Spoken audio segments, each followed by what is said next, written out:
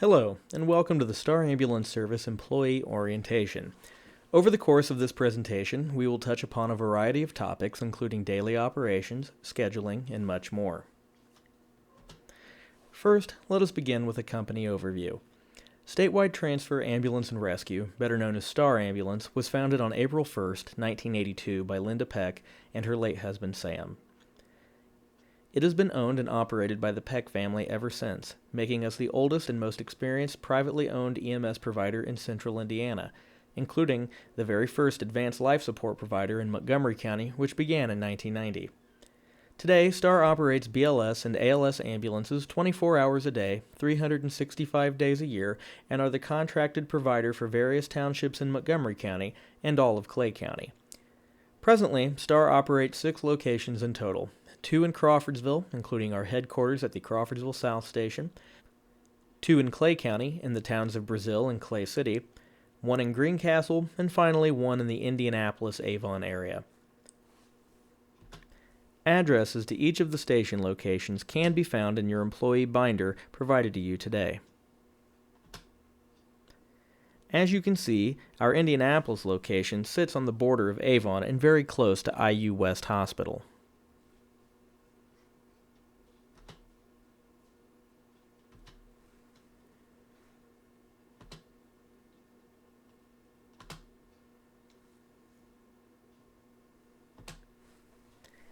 In addition to our 911 territories, S.T.A.R has various contracts and agreements with hospitals, extended care facilities, hospice companies, and special event venues. Some examples are the Hendricks Regional Health Hospitals in Danville and Brownsburg, as well as Putnam County Hospital in Greencastle. Hospice companies such as Visiting Nurse Services and Odyssey Hospices, several professional off-road racing events at Ironman Raceway, including the world's largest off-road motor race, the GNCC Ironman Championship, as well as a host of several special events in different communities, including high school sports. S.T.A.R's medical director since 2013 is Dr. Nick Sansone. Dr. Sansone is an emergency medicine physician and director of IU Arnett's Emergency Department in Lafayette. He serves as the medical director for some other emergency ambulance providers in Tippecanoe and White counties. Every month, Dr. Sansone comes to S.T.A.R's headquarters and gives a presentation on various medical topics, or does audit and review of our ALS calls.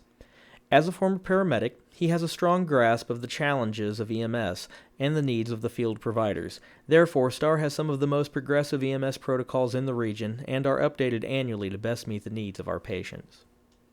At the end of today, you will be assigned a preceptor or training officer. While orientation covers many things, the true nuts and bolts of being a S.T.A.R employee will be shown to you during your training period by your preceptor. These are individuals selected to best train and guide you on nearly all aspects of your job, including, but not limited to, patient care reports, ambulance equipment, and radios. Now let us move on from the company overview and begin covering the topics listed here. This is TraumaSoft, and it is a very important website that you should take the time to write down or save into your smartphone if you have one. star.traumasoft.com. Every member of S.T.A.R uses this website every day, not only for scheduling, but run sheets, dispatch, billing, vehicle maintenance, and communication. To log in, you will need a username and password. The username will always be the same. It will be your first name and last name, all lowercase, separated by a period. Your password will be initially set up as welcome with a capital W, 123 exclamation point. After logging in, you should proceed to the tab that says My Account. There you will need to change your password to something custom. Additionally, you will need to enable the ability to receive company texts and emails by selecting Yes at the appropriate sections shown here. This will allow you to receive run information, open shift availability, training opportunities, and general company announcements. To find your work schedule, select the tab up at the top labeled as such. S.T.A.R releases our company schedules a month at a time, usually during the 3rd week of the month preceding it. This will show you which days and at what stations you are scheduled to work. Our shift change takes place at noon every day at every station. S.T.A.R employees can access their schedule at any time by any computer, tablet, or smartphone that has an internet connection. In addition to the schedule, this website is also where any trade requests, paid time off requests, or additional availability is submitted. There are 3 rules when it comes to trading shifts. First, the days traded must fall in the same week starting Sunday and ending Saturday. Shifts cannot be traded such that any employee is working more than 2 shifts in the same work week. 2. A trade cannot cause a driving conflict, meaning that if either employee involved in the trade winds up scheduled for a 48-hour shift as a result of the trade, it must all be at the same station. For example, you cannot work the first half of a shift in Crawfordsville and then drive to Clay City for the last half. Finally, Rule 3 is that trades must be with someone with the same certification level. A paramedic and an EMT cannot trade shifts. Paid time off requests are also submitted through TraumaSoft.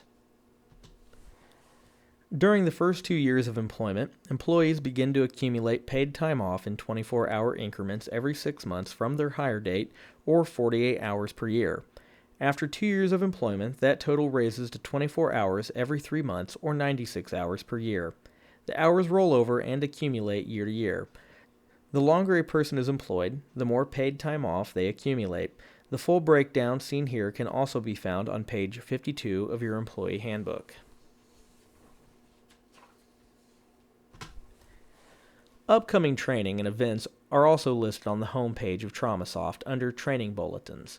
For those of you who use Facebook, there is also a private group you are encouraged to join called S.T.A.R Training Calendar.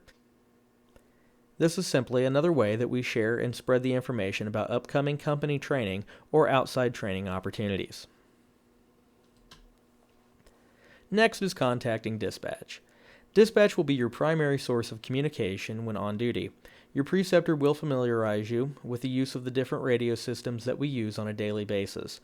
In your binder, you will find the numbers listed here that all ring to the same dispatch center, as well as a list of other important phone numbers.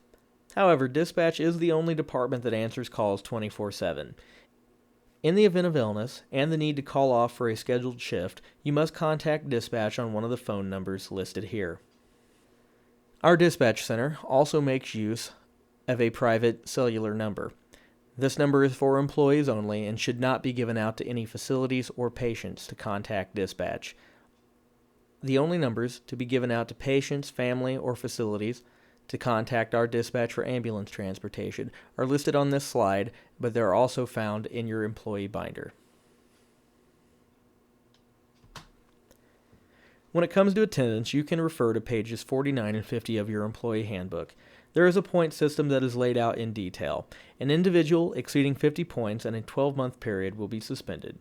More points past suspension will result in additional disciplinary action, including potential immediate termination. For employees who provide a signed doctor's note, will not receive points for absenteeism. Employees are granted paid time off for the death of a family member under the bereavement leave. The bereavement leave policy is also lined out in your employee handbook on page 60. Next, we will discuss uniforms and appearance. S.T.A.R provides employees with both summer and winter uniform shirts. The short-sleeve, lighter blue shirt is the summer uniform shirt, while the heavier pullover sweater is the winter shirt. Either uniform is acceptable at any time, as you will find some employees stay in the winter uniforms longer than others. Employees are also responsible for providing their own uniform pants. They must be full-length black or dark navy blue. They can be tech pants or cargo-style work pants, however they may not be denim, sweatpants, or leggings. Employees are also responsible for providing their own black belt, black boots, or black tennis shoes. Undershirts beneath the uniform shirts are permitted, but must either be t-shirts, full-arm t-shirts, or turtlenecks, and only white, black, or gray in color. Any part of the undershirt showing must be blank and free of patterns, designs, or letters. S.T.A.R baseball-style hats are provided if requested. Winter ski-style caps are permitted, however they must be blank and free of any other insignias. Full uniforms must be worn when off station at all times, not only on every ambulance call, but should you leave station to buy food or any other situation. On station, full uniforms are to be worn between the hours of 9 a.m. and 10 p.m., not only for professional decorum, but also to ensure that there are no unnecessary delays in response times. Sleepwear at night is to consist of knee-length athletic shorts or full-length sweat or pajama pants. Sleepwear shirts must also consist of t-shirts, full-arm t-shirts, or turtlenecks. No tank tops or sleeveless t-shirts are permitted.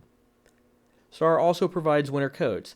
You will be fitted for a coat and one will be ordered. In the meantime, if weather requires, non-S.T.A.R coats are permitted. They must either be black or reflective yellow and cannot have any other department lettering or insignia, and any designer insignia must be small. Facial jewelry, such as eyebrow rings, nose rings, lip rings, and tongue studs, are not permitted to be worn during working hours or while on duty. Ear jewelry is acceptable as long as they are studs and not loops. This is as much about safety of the employee as it is appearance. Makeup, perfume, and cologne are permitted within reasonable moderation. All hair and facial hair must be clean and kempt. Every S.T.A.R station has a full bathroom, including shower. Basic human hygiene is expected. Please bring your own toiletries, especially if you are working longer than 24 hours. Our organization prides itself on the professional appearance as well as the conduct of our employees. We will now move on to daily duties. Assuming you would like to get paid, the first task all employees do when coming to work is to punch in on the TraumaSoft time clock. This can be done on the station computer or any device connected to the station's Wi-Fi. After punching in, you will find out who your partner is and to which ambulance you are assigned. At the beginning of every single shift, both employees will ensure the cleanliness of each ambulance inside and out. Additionally, each employee will conduct a full check of the ambulance and stock as necessary, completing the appropriate check sheet. Indiana State EMS Commission laws require that a check sheet be completed for each in-service ambulance every single shift. We fill out our check sheets electronically via TraumaSoft. You will find the check sheets by clicking the Company Links tab and looking under the check sheets category. There are ALS and BLS ambulance check sheets depending on which type of ambulance you are assigned. It is the employee's responsibility for keeping their designated stations clean. This will include picking up trash, taking trash to the dumpster, mopping, sweeping, or any other task necessary for the cleanliness of the workplace. Additionally, there is a washer and dryer at each station. Daily laundry is the employee's responsibility to be able to stock the linen cabinets and ambulances.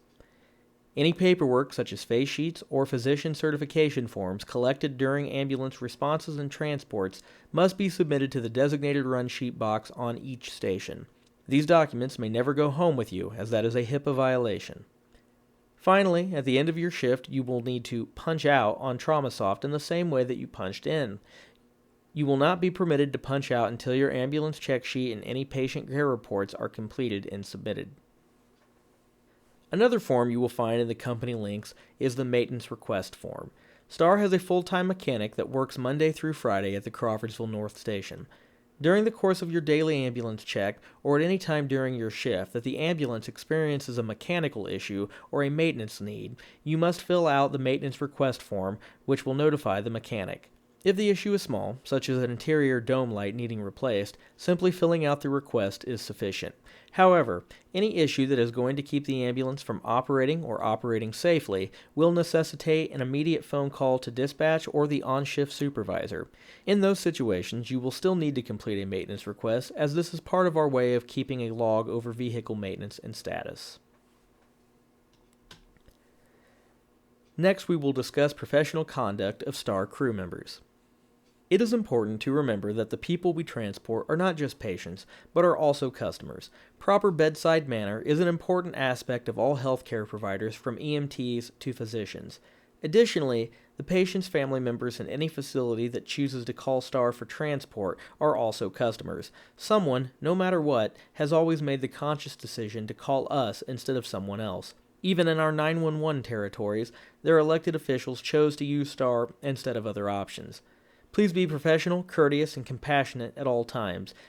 Again, this is not just an important part of working at S.T.A.R, but it is also a vital part of being a high-quality EMS provider. As part of our daily responses, S.T.A.R regularly responds and interacts with volunteer departments. In fact, many of our employees belong to volunteer departments. So while we greatly appreciate and value all the volunteers that we respond with, it is important to remember that there is a significant increase in both expectations and liability from the paid provider on scene. Unlike municipality EMS providers, being a private provider business means that we do not have ambulances, equipment, supplies, or other station amenities provided for us. Rather, we must pay for all these things with funds we self-generate from doing ambulance transports. Please treat all the items in the ambulance and on the stations with respect. At any given point in time, there are over 100 people working at S.T.A.R Ambulance. People from different backgrounds, cultures, and age generations. Please be considerate and kind when interacting with your coworkers, many of whom you will undoubtedly make friends with. However, since we employ humans, there will be times in which there are conflicts between them. Such conflicts should be reported to the shift supervisor as soon as possible. So while this is in many ways an unorthodox business, it is still a place of business where several have chosen to spend their careers and where professional conduct is expected and required. Remember that when driving the ambulance, it is a big rolling billboard. The company name is in large font and on all four sides, so please be a courteous driver, use turn signals, obey speed limits, and park in appropriate spaces. Do not park in handicapped spaces, fire lanes, or other restricted areas unless being utilized for the loading and unloading of transports. For example, if a person slips on the ice in a fire lane and breaks their hip, you may certainly park in the fire lane to render aid. Or if you are transporting a patient back to their apartment, you may park in the handicapped space to unload the patient from the ambulance. But for any non-patient transport-related ambulance operations, do not park in these areas. The ambulances are not four-wheel drive. They can easily become stuck if not operated on road surfaces. Do not drive them through yards, ditches, medians, or fields unless attempting to avoid being in a collision. Next, we will talk about infectious control. S.T.A.R carries medical exam gloves of all sizes on every ambulance. All crew members are required to wear protective gloves whenever interacting, moving, or assessing patients. In addition to medical gloves, S.T.A.R carries personal isolation kits including gown and face mask on every ambulance. Crew members should wear these whenever interacting with patients who have known isolation precautions, or whenever the crew member has any reason to believe that they need additional isolation protection. Other times, crew members will need to wear gloves as when disinfecting the ambulance, equipment, or handling dirty linens. Make sure you put on gloves before placing dirty linens into the washing machine. Ambulance transports will often involve the use of sharps in the forms of IVs, fill needles, lancets, and intraosseous needles. All sharps must be disposed of in the proper sharps containers, which are the hard red plastic boxes on the ambulance. Do not place sharps in red biohazard bags or trash bins of any kind. There may be times that a crew member may not be able to readily reach the sharps container in the back of the moving ambulance, and may have to drop the sharp on the floor. It is the job of every crew member on the ambulance to communicate about any loose sharps. Inform everyone on the ambulance what sharps and how many have not been disposed of properly. That way, when the ambulance is being cleaned and remade after the call, that the first thing anyone does is locate and properly dispose of loose sharps, doing everything we can to reduce the chance for contaminated needle sticks. In the event of a contaminated needle stick, meaning that you or someone has been inadvertently stuck with a used needle, you will need to report it to the shift supervisor or upper management immediately for further instructions. Please review the infectious control policy in your employee handbook on pages 44 and 45. Next, we will discuss payroll. Paychecks are issued every Friday, unless a federal holiday falls on the Friday, in which case paychecks will be issued on the Thursday before. S.T.A.R utilizes direct deposit, and you can complete the form in your binder to have direct deposit set up. For employees not wishing to utilize direct deposit, physical paychecks will be issued on Fridays to the employee mailboxes at S.T.A.R headquarters where employees will be responsible for obtaining. As a benefit, S.T.A.R provides holiday pay for the hours of shifts that fall on the federal holidays of New Year's Day, Easter, Memorial Day, Independence Day, Labor Day, Thanksgiving, and Christmas Day. Employees will be paid at time-and-a-half rates for those hours. The sleep pay policy can be found on page 54 of your employee handbook. Finally, any questions, adjustments, or concerns regarding that week's payroll must be submitted to the company accountant before the end of the business day on Tuesday. Otherwise, alterations cannot be adjusted until the following week. S.T.A.R's accountant can be reached by email at payroll@starambulance.net. The ambulances run on either diesel fuel or gasoline. Make sure that you are aware of which type of ambulance you are working on each shift. A helpful reminder is that the Ford ambulances run on gasoline and the Chevy ambulances run on diesel. Diesel ambulances also require diesel exhaust fluid known as DEF. Pre-measured containers are kept on each station. If at some point during your shift the ambulance gives an indicator of low DEF, you will be able to fill the DEF tank with all of the pre-measured container. This will go in a separate tank than the fuel. It will have a blue cap at the rear of the ambulance. To fuel the ambulances, you will utilize one of 3 different fuel cards. Crawfordsville-based ambulances should use the Sunoco card at the Sunoco station next to our Crawfordsville North station. Greencastle and Clay County-based ambulances should use the Speedway card at either the Speedway station in Brazil or Greencastle. Indianapolis-based ambulances should use the Sunoco or Speedway cards at various stations throughout Indianapolis and Avon. All ambulances have a Wright Express card, known as a WEX card. This can be used anywhere, but should be the secondary option for obtaining fuel. When swiping the fuel cards, it will ask for your driver ID on the Sunoco and WEX card, which will be the last 4 of your Social Security number. The Speedway card will ask for a card ID, which is written on the card itself. Always make sure that you swipe a card before ever pumping any fuel. Next, we will discuss response times. S.T.A.R uses a priority code system when determining responses to ambulance requests. Priority 1 responses are emergent lights and siren responses. The response time guidelines for these responses are to be less than 60 seconds between the hours of 8 a.m. and 11 p.m. The overnight hours between 11 p.m. and 8 a.m. are to be less than 3 minutes. Times are monitored by dispatch, and crew members failing to meet these guidelines will be prohibited from working in the areas with 911 responses. Priority 2 responses are for patients that are ready for immediate transport, however not necessitating a lights and sirens response. This will include most interhospital transports or transports from a lower level facility to a higher level of care.